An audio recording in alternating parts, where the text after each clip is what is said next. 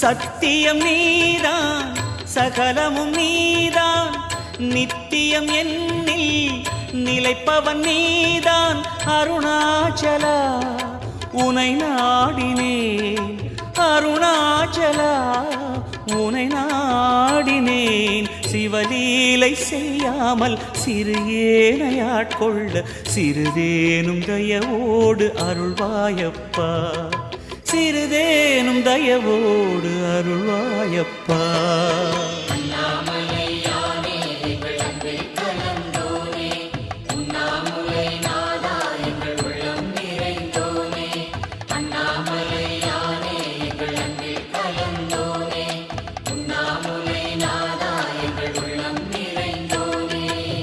சிவமயமாக தெரிகிறதே சிந்தையில் சிவயோகம் வருகிறது.